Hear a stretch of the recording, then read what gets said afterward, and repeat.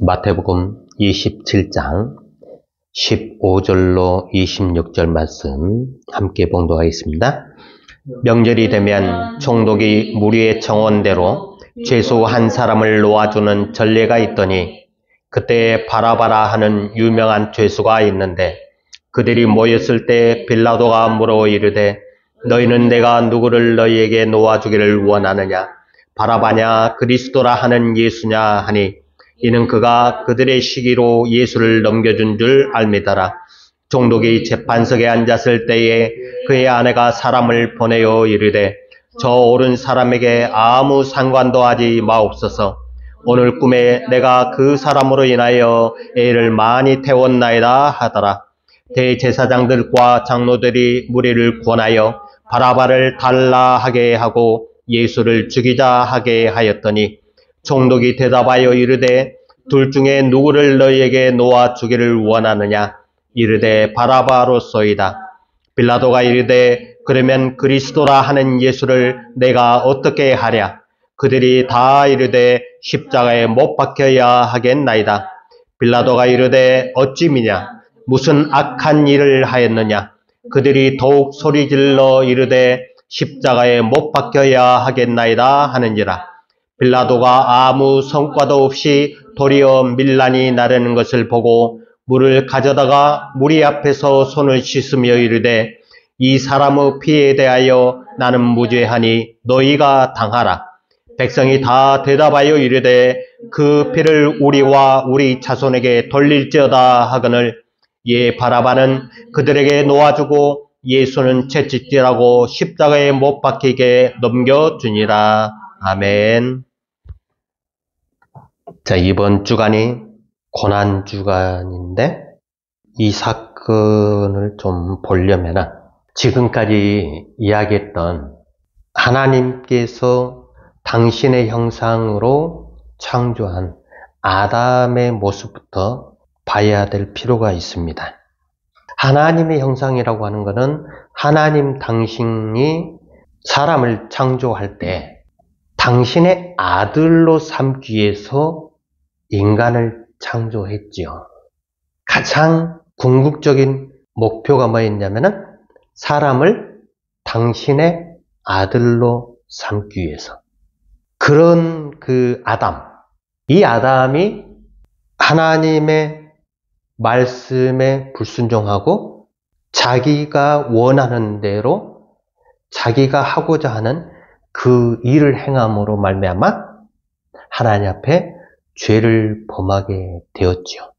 그 죄가 단순한 아담의 한 사람으로 끝나는 게 아니고 아담을 통하여서 나온 후손들이 다 그 죄의 그 싹을 가지고 있는데 그 죄의 싹이 뭐였냐면은 하나님 앞에서 항상 자기 자신을 드러내고 자기가 주인이 되고자 하는 하나님의 말씀에 불순종하는 그 싹을 가지고 모든 인류가 태어났다라고 하는 것이 가장 큰 문제였죠.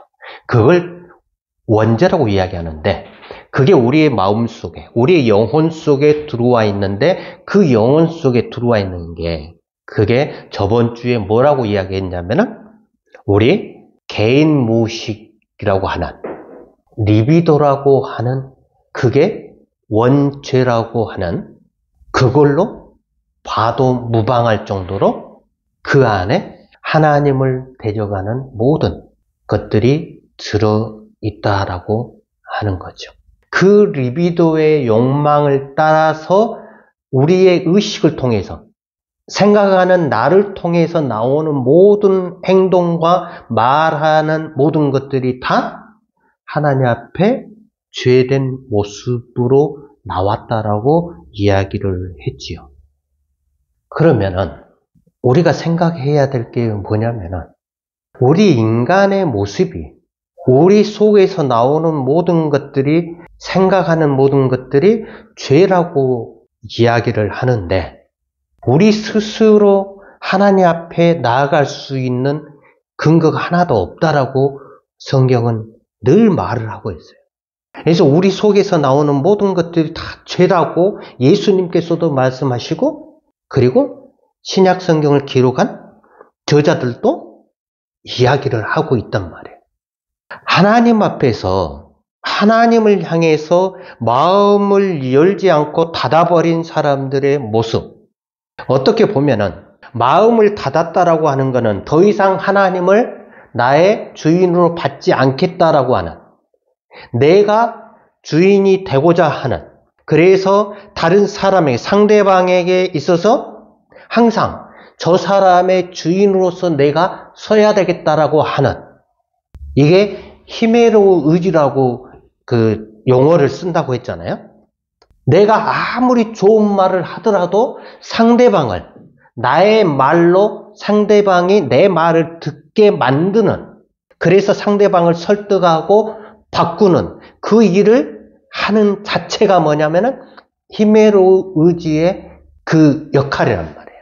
근데 우리는 그것이 좋은 일이고 선한 일이고 착한 일이라고 생각을 한단 말이에요. 그래서 우리가 하는 말들이 사람을 권면하기도 하고 또는 위로의 말을 해주기도 하고 하는 모든 것들이 실상은 인간 나 자신을 상대방에게 세우는, 상대 앞에 나 자신을 세우는 그 일이다라고 하는 것을 우리는 잊어버리는 거예요. 알지를 못하기 때문에 자꾸 우리가 내가 상대방에게 좋은 말을 하고 상대방에게, 사람들에게 유익을 끼치는 내가 왜 잘못했냐라고 우리는 반문을 할 수밖에 없는 거죠. 그 이유는 내 모습이, 내가 행하는 모든 것들이 다 죄악된 모습이다라고 하는 사실, 그리고 그게 바로 하나님을 향해서 대적하는, 내가 주인이 되고자 하는 그러한 모습으로 나온다라는 사실을 망각하기 때문에 그렇다라고 제가 계속적으로 말씀을 드린 거예요. 근데 이게 실제로 우리의 머릿속에서 이걸 받아들인다라고 하는 것은 쉽지가 않지요. 하나님을 하나님으로 인정을 한다. 이거는 쉽지가 않아요. 하나님이 인간의 몸을 입고 이 땅에 예수라고 하는 한 사람의 모습을 하고 내려왔다라고 하는 이 사실을 머리로 인식한다라고 하는 것, 받아들인다라고 하는 거는 그거는 있을 수가 없는 일이에요. 그래서 이때 당시에 수많은 사람들이 예수를 만났음에도 불구하고 이들이 예수를 알아보지 못한 이유가 뭐냐? 이미 성경에서는, 구약에서는 예수가 하나님의 아들이, 구세주가 어떻게 이 땅에 올 것이다라는 것을 수없이 예언을 통해서 말을 했음에도 불구하고 이들은 그렇게도 고대하고 기다렸던 메시아가 천하디 천한 인간의 몸을 입고 나왔냐라고 하는 거예요. 자기들이 생각하고 있는 그 사고방식하고 전혀 다르게 이 땅에 왔기 때문에 이들은 받아들일 수가 없는 거예요. 그럼 뭐가 잘못됐느냐? 우리의 생각은 항상 내가 원하는, 내가 정해놓은, 내가 알고 있는 그 범위 내를 벗어나지를 않아요. 절대로 우리는 벗어날 수가 없어요. 그래서 내가 배운 것, 그것을 벗어날 수가 없지요. 오늘 본문에 보면은 대제사장들과 장로들이 나오는데 이들은 그때 당시에 종교 지도자들 아니에요? 종교 지도자들이라고 하는 것은 이스라엘 백성들의 모든 상황들을 컨트롤할 수 있는 그러한 위치에 있는 사람들이란 말이에요. 총독은 그때 당시에 그냥 로마에서 부임된, 어떻게 보면 행정적인 그러한 부분들을 관할하고 있는 한 부분을 담당하겠지만은 대제사장들과 장로들은 이스라엘 백성들의 모든 것들을 다 관할을 하고 있었죠. 이들이 왜 예수를 하나님의 아들로 알아보지 못했느냐 하는 거죠. 많은 사람들이 예수가 그리스도라고 고백을 함에도 불구하고 이들은 예수가 하나님의 이름을 빙자하고 그리고 하나님을 아버지라고 하는, 자기가 하늘에서 내려왔다라고 하나님 우편에 앉았다고 하는 그런 말들을 하는 그 말 자체가 이들에게 있어서는 절대 용납할 수 없는 일들이었죠. 사람들이 예수를 믿는다라고 하는 것은 머리로 인식을 해서 예수를 믿는다. 그거는 있을 수가 없는 거예요. 왜 그러냐면 하나님은 우리 인간의 인식으로 이해할 수 있는 분이 절대로 아니셔요. 그래서 하나님이 어떤 분이시다 설명을 할 수가 없는 거예요. 때로 성경은 하나님은 인자하시고 하나님은 자비로우시고 의로우시고 하나님은 공평하시고 전지전능하시고 무한하시고 모든 인간의 생사화복을 주장하시는 분이라고 말은 하지만 그게 하나님의 다냐? 아니라는 거예요.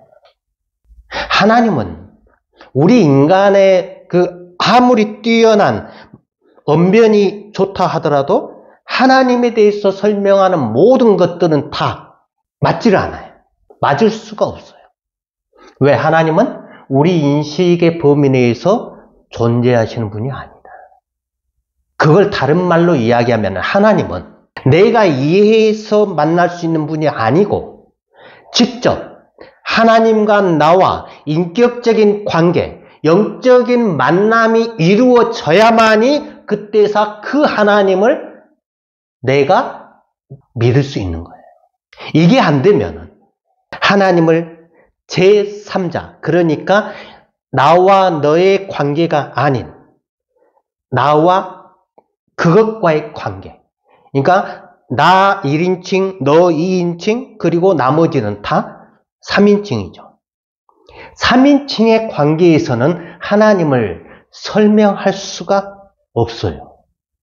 인격적인 관계가 이루어지지 않습니다.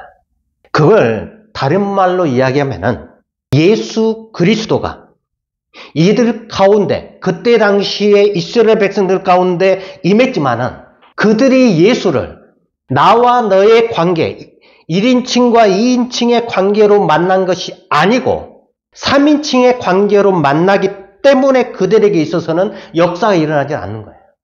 수많은 백성들이 예수를 주로 고백을 하고 그리고 예수 죽음 이후에 초대교회에 일어났던 모든 사건들은 예수가 그리스도라고 하는 고백에 의해서 그들이 예수를 만났지, 그들의 머리로, 그들의 생각으로 내가 예수를 믿어야 되겠다라고 하는 그 의지를 가지고 예수를 만날 수가 없다는 거예요.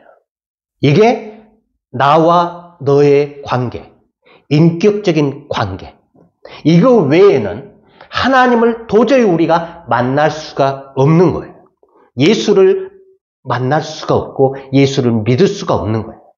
쉽게 이야기하면 내가 상대방을 향해서 이야기할 때 상대방이 내 앞에 있을 때 서로 얼굴과 얼굴을 대면하면서 만나서 이야기를 할 때 비로소 그 사람과 나와의 인격적인 관계가 이루어지는 것이지, 제3자로 놓고 그 사람의 모습이 어떻고 그 사람의 말하는 행동하는 그 사람의 표현하는 손짓 발짓 그러한 것들과 그 사람이 가지고 있는 성격, 취향, 습관, 그 모든 걸 아무리 이야기해봤자 그 사람을 정확하게 정의할 수 있는 것은 하나도 없다. 그런데 마치 우리는 그렇게 하는 것이 그 사람을 이해했다라고 생각을 한단 말이에요. 절대 제3자로 놓고 어떤 것을 이야기한다 그러면은 그거는 정확한 것이 아니다. 인격적인 만남이 없이는 절대로 알 수가 없다라고 하는 거죠. 우리가 사물은 제3자로 그것으로 만날 수가 있잖아요. 근데 인격적인 존재는 절대로 제3자로 그것으로 이게 바꿔가지고는 설명이 불가능하다. 그래서 우리가 믿는 하나님은 그것으로 설명할 수 있는 그게 안 된다. 그래서 예수 그리스도를 자꾸 서술하면은 그 서술한 자체가 무의미한 거예요. 그러니까 예수를 그냥 만나면 되는 건데 그 만남이라고 하는 거는 내 마음을 열고 고백을 하면 되는 거예요. 그 고백이라고 하는 게 뭐였냐면은 응답이라고 있잖아요. 단순한 반응한다는 거예요. 반응. 내 마음이 말씀이 선포되면은 그 말에 대해서 내가 반응을 하는 거예요. 응답을 하는 거예요. 그걸 또한 고백이라고 하는 용어를 또 쓰기도 하죠. 순간순간 우리의 삶 가운데서 하나님께서 역사하실 때 우리가 내 마음 속에서 반응하고 응답하는 그러한 일들을 통해서 하나님과의 인격적인 관계가 계속해서 형성이 되는 거예요. 그래서 예수 그리스도는 역사적인 인물이긴 하지만 그 예수 그리스도는 주로 고백되는 우리의 신앙 고백으로 이미 하나님 앞에 고백되어진 그분을 역사적으로 만나려 하면은 만날 수가 절대로 없어요. 수많은 사람들이 그 사실을 모르고 역사 속에서 예수를 찾으려고 하는 그거는 아무리 해도 예수 그리스도를 만날 수가 없다. 만난다라고 하는 것은 인격적인 만남이다. 그 사실을 우리는 기억을 해야 돼요. 자, 그러면 우리가 신앙 고백 사도신경에 보면은 빌라도에 의해서 예수님이 죽었다라고 고백을 하잖아요. 빌라도에게 고난을 받았다라고. 근데 이거 라틴어 원문에 보면은 빌라도에게 고난을 받은 게 아니고 한글로 해석을 잘못한 부분이 있는데 빌라도 통치 하에서 예수님께서 그 일을 당하셨다라고 하는 빌라도의 그 재임 기간에 그 단어예요. 그래서 빌라도가 예수를 죽인 게 아니에요. 그러니까 예수 그리스도는 빌라도가 통치하던 그 시기에 실제로 존재했던 사람이다라고 하는 사실을 신앙 고백에서는 그 문구를 여놓은 거예요. 근데 빌라도에 의해서 고난받은 게 아니다. 근데 이 빌라도가 예수를 이 재판을 하면서 풀어주기를 원했어요. 왜냐하면 빌라도의 생각은 간단해요. 대제사장들과 장로들이 시기함으로 말미암아 예수를 넘긴 걸로 그렇게 생각을 한 거예요. 왜 그러냐? 예수께서 어떠한 일들을 행할 때 모든 백성들이 막 따라 붙었잖아요. 환호하고 추앙하고. 그러니까 그때 당시에 대제사장들과 장로들은 이스라엘 백성들의 지도자잖아요. 지도자의 위치에 있는 사람들의 입장에서 보면 예수라고 하는 사람이 백성들의 모든 마음을 휘어잡고 그들을 자기 마음대로 행하는 그걸 보면서 무슨 생각을 했겠냐? 여러분 같으면 무슨 생각을 했을 것 같아요? 대제사장들과 서기관, 장로들이 자기의 위치, 누구 말대로 밥그릇 싸움을 하지 않았겠냐는 거예요. 자기가 가지고 있는 그 기득권을 뺏기지 않겠냐라고 하는 그 두려움 속에서 이들은 자기의 자리를 지키기 위해서 이 예수를 없애야만 되는, 백성들로부터 완전히 멀어지게 만들어야 되는 그 일을 이들은 생각을 안 할래야 안 할 수가 없는 거죠. 어떻게 보면은 이건 당연한 수순이에요. 그죠? 그래서 이 대제사장들과 장로들이 사람들을 이게 선동을 하는 거예요. 이 예수가 신성모독을 했다라고 이야기하고, 그리고 백성들을 미혹하게 한다 하는 그러한 온갖 잡다한 말들을 가져다가 백성들에게 선동을 시킨 거죠. 그리고 이들은 뒤에 딱 빠져가지고 뭘 해요? 백성들이 하는 그러한 모습들을 보고 웃으면서 자기들이 계획하는 모든 것들을 진행을 해 나가는 거죠. 여기에서 우리가 한 가지 생각해야 될 필요가 있어요. 지금 현재도 이거는 진행형이에요. 그 지도자라고 하는 사람들이 자기의 그 자리를 지키기 위해서 사람들을 자꾸 선동을 해서 말도 안 되는 그 정보들을 가지고, 거짓 정보들을 가지고 사람을 완전히 죽이는, 세상적으로 완전히 사장시키는 일들을 지금도 스스럼 없이 하고 있는 이 사실. 이게 옛날에 이때 당시에 끝난 일이 아니다라고 하는 거예요. 그럼에도 불구하고 그들은 희희낙낙대면서 웃으면서 이 예수가 죽기를 바라고 있는.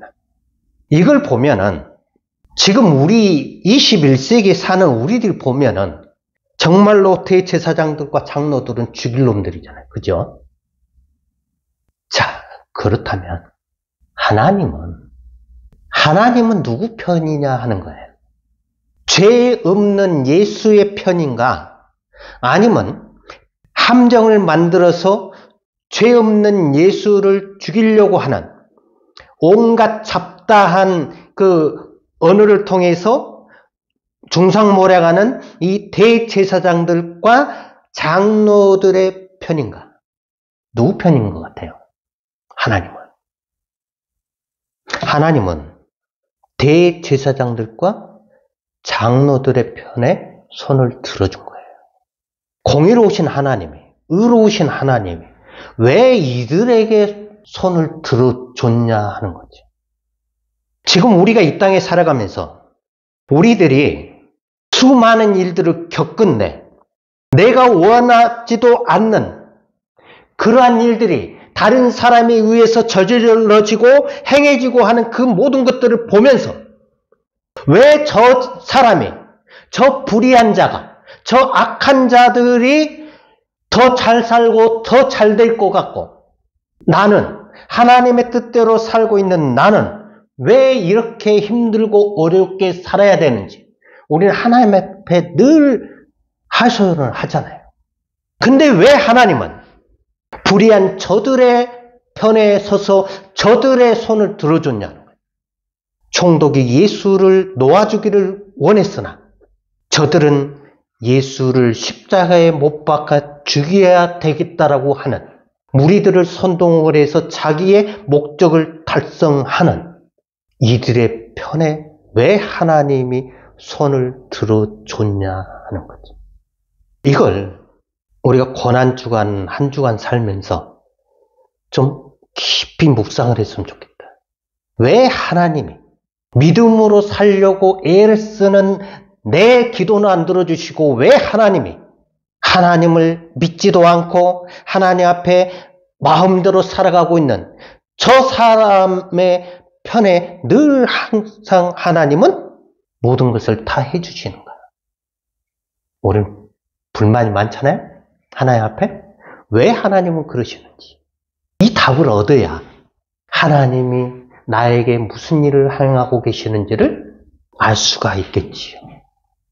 예수가 그 하나님의 결정, 대제사장들과 장로들, 불의한 자들의 편에 섬으로 말미암아 예수가 받게 된 그 모든 것들이 결정이 된 거잖아요. 왜 그랬을까? 이거는 하나님의 뜻이지요.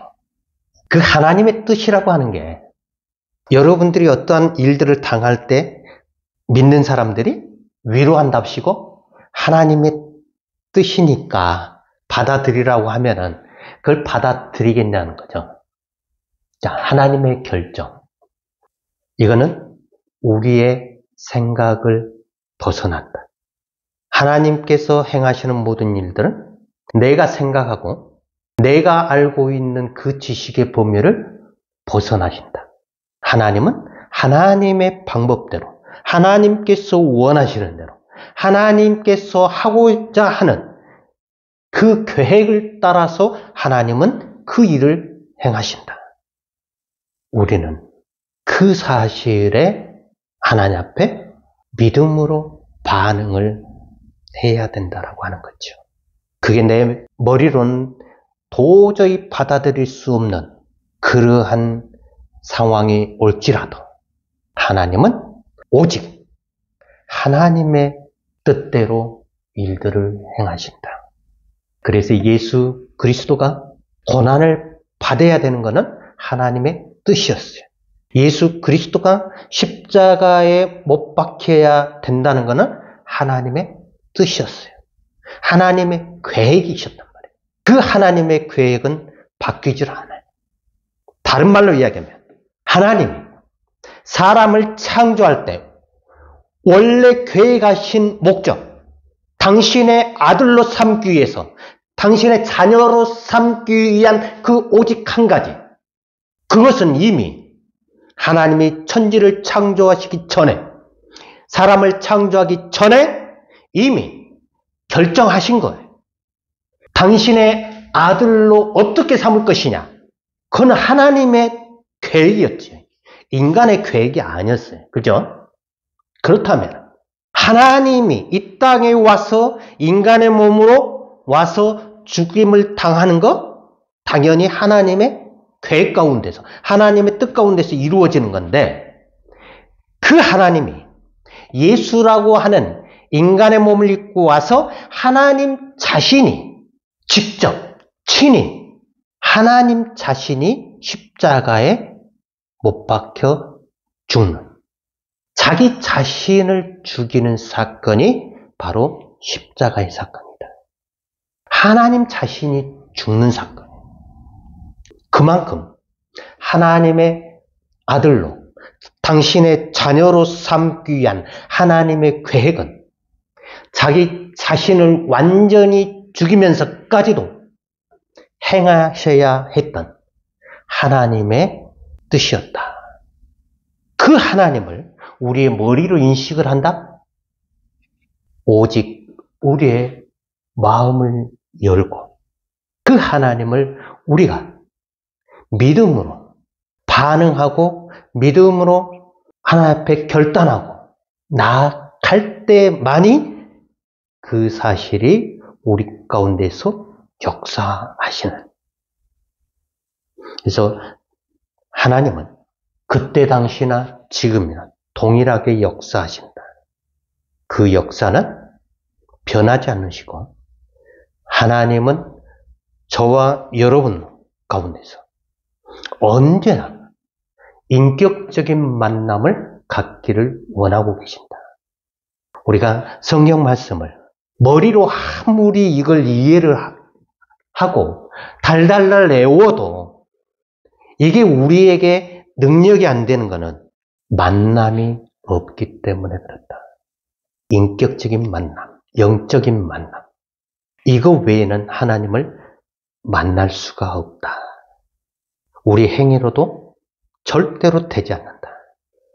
그렇다면 우리가 하나님을 만날 수 있는 유일한 방법, 우리의 마음을 열고 그 하나님 앞에 순간순간 주로 고백하는, 그것만이 우리가 하나님을 주로 만날 수 있는 방법이다라고 하는 사실을 기억하면서 이번 고난주간 하나님의 그 불의한 자들의 손을 들어주셨던 그 하나님의 그 뜻이 무엇일까?